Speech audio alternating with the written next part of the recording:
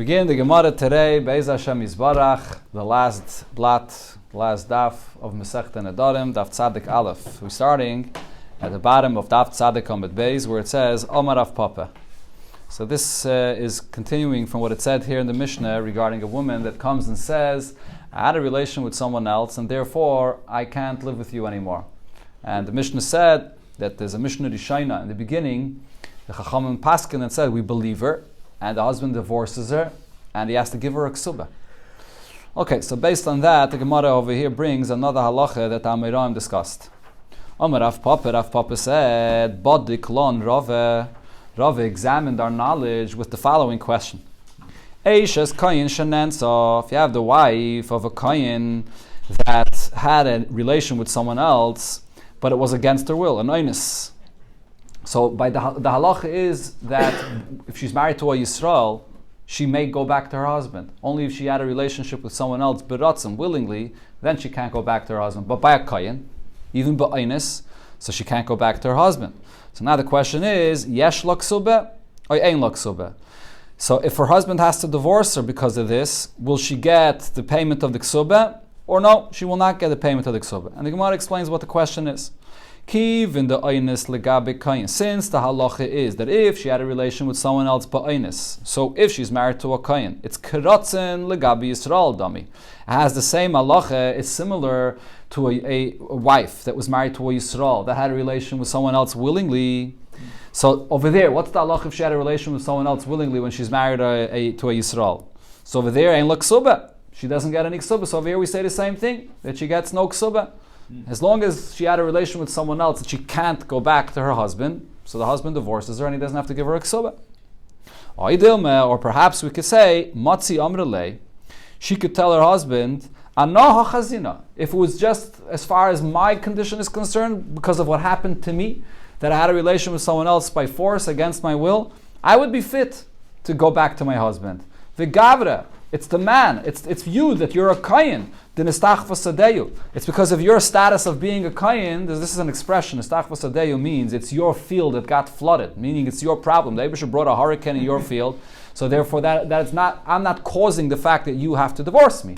Mitzad me, I would be able to go back to my husband, but because you're a kohen, so therefore I can't go back to you. I shouldn't be losing my ksubah for that. So this is the question that Rava asked Rav Papa. He examined the Talmidim to see whether they can prove this halacha from anywhere. And we told Rava, we could learn this out from our Mishnah that we just learned there. A wife comes and says to her husband that I'm tameh. I had a relation with someone else, and therefore I'm tameh. I can't come and live with you anymore. So what does the Mishnah say? That the husband divorces her. In the beginning, the Mishnah Rishaina, what did the Mishnah say? That he divorces her and yesh la ksubah. She gets a ksubah. So the question is, why does she get a ksubah? B'maya skina. What are we speaking about over here? Are we speaking about a wife of a Yisrael? If the husband has to divorce her. So it must be that she had a relation with someone else willingly, and that's what she's saying to her husband. And that's why I'm tameh, and I can't live with you. And we're believing her. And the husband has to divorce her. Klum yesh la ksubah? Would the husband have to give her ksubah in such a case when she's at fault? She caused this for herself? So and if you're going to say that what she's saying to her husband is that I had a relation with someone else by force, she's allowed to go back to her husband. Mika mitzvah al gavra. Is she forbidden to go back to her husband? So why is he divorcing her altogether? So ve'elo, we must say, what is our Mishnah speaking about? Be'eshes kayin. This is the wife of a kayin. And what case of the wife of a kayin is it? So again, if she would say to her husband that she had a relation with someone else, beratzen klum yesh la ksubah. Why would she get a ksubah if she's at fault? Migara meishes Yisrael beratzen. Why should she be any worse? Why should she be any different than an Eishes Yisrael beratzen, which over there, obviously, if she caused this, it's her own fault, she loses her ksubah. So over here as well, the Eishes Kain should lose the ksubah. Elalav ba'ines. The Mishnah must be speaking about a wife of a Kayin that comes and tells her husband that against my will, I had a relation with someone else, and because of that, she's usher to live with her husband, the kohen, and he has to divorce her. The katani yesh la ksubah, and the Mishnah says that we don't compare her. We don't compare it to the Eishes Yisrael. It's a different halacha here. And what's the halacha? Yesh la ksubah. She does get her ksubah. Okay, in other words, we from this Mishnah we accept the second side that it said in the Iboya that nistach v'sadeyu, that because you're a kohen, so therefore it's your status that forces me not to be able to go back to you. So it has nothing to do with me. It's not my fault, and therefore she does get her ksuba. That's what we can learn from our Mishnah. What's this lashon migaram eishes? Isn't she? It should be migaram eishes Yisrael, right? Is she better, not worse? Yeah. No. So the Gemara is saying that if it's beratzen, so then it's like why should it be any different from eishes Yisrael? Different? Yeah. Okay. The Mishnah says it changes it. The what? She doesn't get right away ksuba. Right, correct. Yeah, but that was because later there was takanas chachamim. Later chachamim were masakin that because we're afraid that she really nasna now ba'acher, so chachamim were masakin. True, so that's a takanas chachamim. But still, you could still prove from the Mishnah Yishayna, from the halacha itself, lachatchila, meikar adin, that you see that the Mishnah says that we believe her, but still she gets a ksuba. So if we believe her, why is she getting her ksuba? So it must be that it's talking about Eishes Kayin, that it was Ba'ainis, and therefore she's getting her ksuba. Okay, Zok the Gemara Vaita another Iboya here. Iboya Lahu, the question was asked, Amr ala Baila. A wife says to her husband, Gerashtani, you divorced me. Mahu, what's the halacha? Do we trust her? Do we believe her that the husband divorced her? She doesn't have any proof to the fact, she doesn't have her get, she doesn't have any way to prove this, but she comes and says to her husband, you divorced me and that's it. I'm free to go. So is this trustworthy? Amr Rav Amnuna says... What, she wants the ksuba? Not so she's demanding ksuba. What? She doesn't have a ksuba, she doesn't have a get. No, maybe she wants to collect the ksuba from him, or she wants to get married to someone else. Do we trust her to say such a thing? So Tashema, so we can maybe prove this in what it said in our Mishnah. So this case, when a wife comes and says that I am tomei, and I can't live with you, I had a relation with someone else. So what did it say in the Mishnah, right? So in the beginning the Mishnah says we believe her, and she gets divorced and she gets her ksuba. And but even afterwards, when the Mishnah said the ketani loy mehemna, then the Mishnah said chachamim were misaken not to believe her. Why were chachamim misaken not to believe her? Because Hassam, the reason is chachamim were concerned who the mishakra over there. It's possible that she would lie about this fact that she had a relation with someone else because she wants to get married to someone else. She lies about this. Why is she comfortable to lie about this? The Bible, because she knows she's saying a lie that her husband has no knowledge about this, so she's not embarrassed to come and say this lie to her husband. So therefore, over there, Chachamim are suspicious about this, so we don't believe her. That's what the Mishnah Achrein, that's what the conclusion of the Mishnah was. She's coming and confronting her husband. She's saying to him in his face, "You divorced me." The Yadaba, this is something that obviously the husband is aware of. And she can be brazen enough to say this to her husband, so that she's believed with this. The chazaka, because we have an assumption, ein isha me'iza paneh b'fnei baila. A woman does not have such a brazenness to say such a thing in front of her husband if it was not true. So this is a chazaka. So her trustworthiness to say such a thing would be based on this kind of chazaka that she's believed. That was the svar of Rav Amnuna. Amalei Rave, so Rave responded to this and said, Adarabah. On the contrary, I'll prove to you from the Mishnah that the opposite is true. Even according to what it said in the beginning of the Mishnah, the Ketani Mehemne, that it says over there, that a woman that says that she was Mizana, that she had a relation with someone else, so the Mishnah said that she is believed. Why is she believed over there? The only reason the Mishnah said that a woman that said that she had a relation with someone else while she's married is because it's very embarrassing for her to share such a story, to share such kind of information. So the fact that she's sharing this, it must mean that there's truth to it. Otherwise, she wouldn't be saying such things about herself. Why would she demean herself like this? But over here, she's not saying an embarrassing thing that happened to her, that someone else had a relation with her while she's married. Over here, she's saying to her husband, you divorced me. So the zimnin, it could be sometimes the takif law min gavra, that she has a very hard time living with this man. So me'iza or me'iza. True, it's pretty brazen to say this to your husband, but she comes and she's saying this brazenly, even if it's not true, because she has a very hard time living with this. True, it's something that takes a lot of chutzpah to say, but at the same time, it's not something which is demeaning, which is embarrassing, like a wife coming to say that I had a relation with someone else. So therefore, maybe over here, there's a svara to say that she should not be believed. You can't compare it to the Mishnah, which says that she's believed when she says she had a relation with someone else. Okay, so we have a machlokes here between Rav Amnuna and Rava. So Masav Rav Mesharshi asked on Rava from the next case that the Mishnah said. Mishnah says, Hashamayim beini lebeinecha, that a wife comes and says, heaven will give testimony between me and you that I know that you can't have any children, that I will not have children with this husband. The Mishnah Rishayna, so what did it say in the beginning of the Mishnah? That we believe her, we accept what she's saying. Right? So Tiyufta the Rav, so this would refute what Rava said. Over here we see that she's believed to say this, even though this is not seemingly anything embarrassing for her to say this. And nevertheless we believe her. What did Rava want to say? The only reason we believe her in the Mishnah when she says I had a relation with someone else is because she's sharing such embarrassing information. She wouldn't be saying this if it's not true. But over here, coming to say that my husband, I can't have children with him, there's nothing embarrassing about this, about anything that happened to her. And still the Mishnah in the beginning said that we believe her. So doesn't this refute what Rava said? The Gemara spells out here. So hacha, the less, la kisufa, there's nothing embarrassing about this. V'katani de mehemna. And it says in the Mishnah that she is believed. So we could say the same thing regarding her coming and saying, you divorced me, even though she's not sharing embarrassing information, but still she should be believed. So the Gemara says, Rava actually says no. Kasava Rava says that when she comes and says that heaven will testify that I can't have children with my husband, there is something that's the meaning for her that she has to specify here. Hasam, in that case, kivin de sagila de loyamra. It's not going to be sufficient if she's not going to come and specify what exactly it is that she's saying that she can't have children with her husband. And she says that ein yoyre kechetz iloi, or actually the Bach is going to here, that she has to come and specify whether her husband, whether he shoots like an arrow or not, right? This is referring to the zera, the semen of the husband, and she has to come and say whether it enters like an arrow or not. So therefore, that is,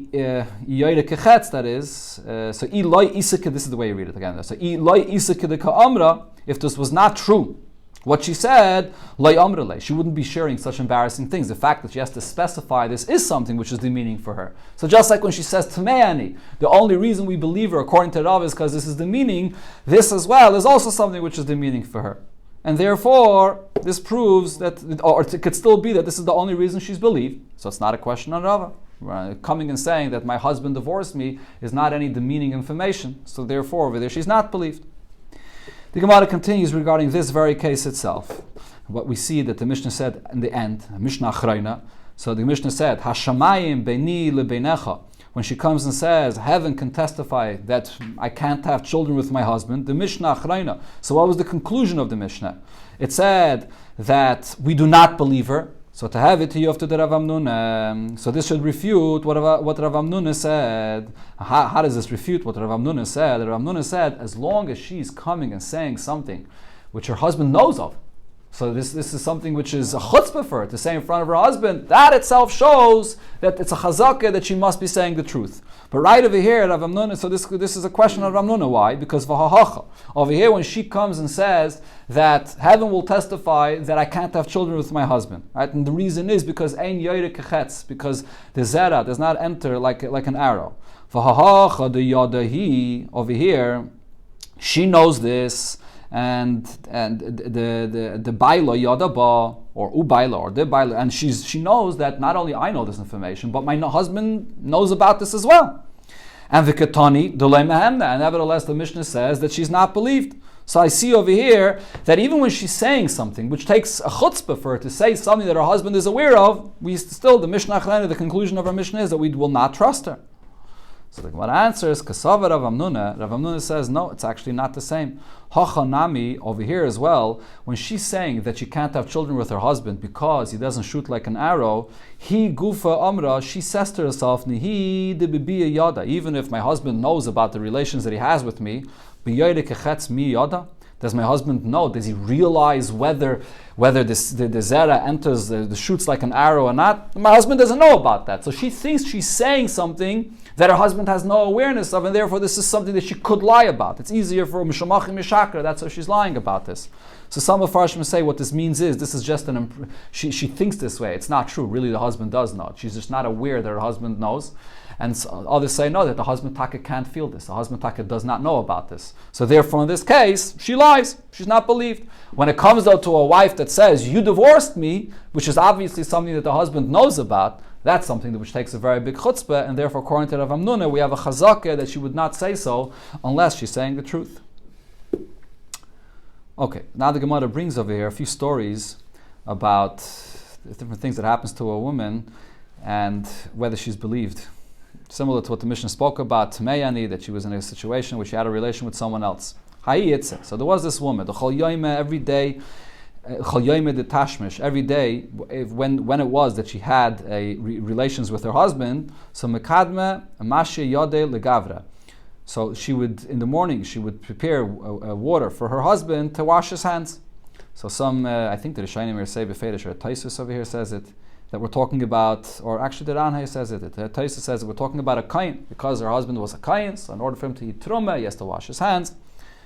Okay, so she would prepare him water to wash his hands, or others say that from here is the makar for what the Paiskim say, that after marital relations, one should wash his hands, comes here from this Gemara. So what happened? Yom Echad, one day, so this wife brings her husband water to wash his hands. So the husband tells her, this matter did not happen now. We didn't have any relations. Why are you bringing me water? So she says to him, if that's the case, Chad Menachrim, one of the goyim that are here, Ahaluye, that sell different kinds of besomim, the Mefarish here says, or perfumes that they sell, okay. The Hava Hacha Idna that was here now, I must have had relations with him, because he antloy if it wasn't with you. Dilma Minayin, maybe it was with one of these goyim. So she's basically telling her husband that I had a relation with someone else, and therefore I'm now also to live with you. So Amar Rav Nachman said that we don't trust her b'chlal. We don't listen to what she's saying. And now nasna ba'acher, because she has her eyes on someone else. She wanted to marry someone else, and therefore she's saying this. V'les ba mashasha b'mila. There's no tangent. There's nothing in her words. Nothing significant about her words. We don't have to pay attention to this. Similar to what it said in the Mishnah, when a woman says Tmeyani, we don't trust her. Another similar story, it said there was a woman that she wasn't happy with her husband. Ha'idna maishna, what happened now? Why are you not happy? So she says to her husband, I never had such pain in marital relations like it was now. And therefore I'm sad.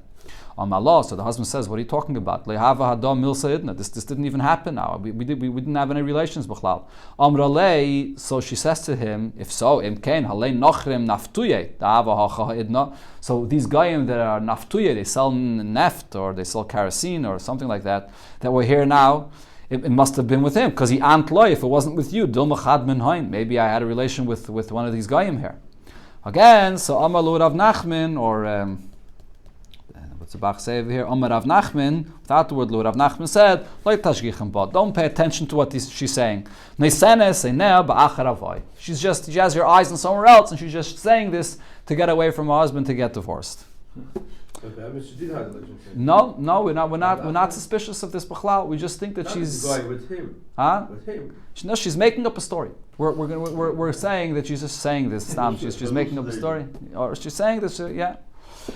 Okay, the final story of the Masechta over here. Hahu Gavre, or actually, there's two more stories here. Hahu Gavre, there was an individual, the Have Maharzik Bebeise, that he was secluding himself in a house. Hu v'intese.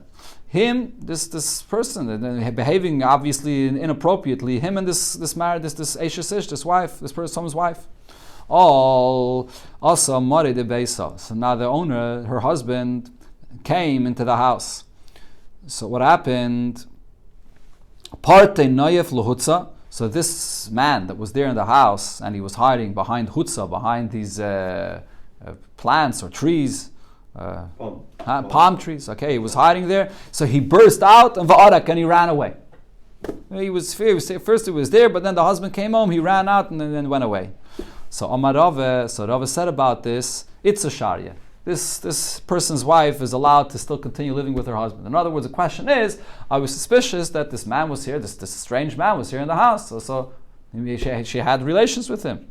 And could be beratzen even. So therefore she can't go back to her husband. The Rava says, no, we're not suspicious of this, because im ise the ava di sureh, if it was true that he had relations with this wife, Archusi havemirchas. He would have remained hidden so that the husband shouldn't see him. He would have been embarrassed. He wouldn't have come out like that. He would have made sure that the husband shouldn't notice him. So if he came out, he burst out and ran away, that means that he didn't do anything. Weiter, the next case, the Mishnah says, Ahu Nayif. There was this individual, a Nayif, an adulterer. The Al Gabei Da'i Intise. He came into the house of this woman. And then what happened? Asa Gavra. Her husband came home. Salik Nayif. So this Nayif, this adulterer, went. And Esav Bekili Bava. And he went and was hiding behind the door, behind the curtains that are there behind the door. And then, Have Mechtan Tachli Tamon. There was lying Tachli. I think Tachli is cress, right? Okay, there was cress that was lying there. And Vitaminun Chivya. And a snake, some kind of a vegetable or plant, something. Okay, some kind of a vegetable. Vitaminun Chivya. And there was a snake that had tasted, that had eaten from this cress. So obviously, the husband that just came into the house was unaware of that. So boy Mare de Beisel Mechelman Hanet Tachli. The husband here that just came home, the master of the house, he wanted to eat from this cress, without his wife realizing that he wants to eat from it. His wife and this other man that's here were there in the house the whole time. They saw that this snake ate from this cress. But this husband now wanted to go and eat from this cress without the wife being aware of this. But this man that was here hiding behind the door noticed that the husband is going to eat from this cress and it's a danger. He could die.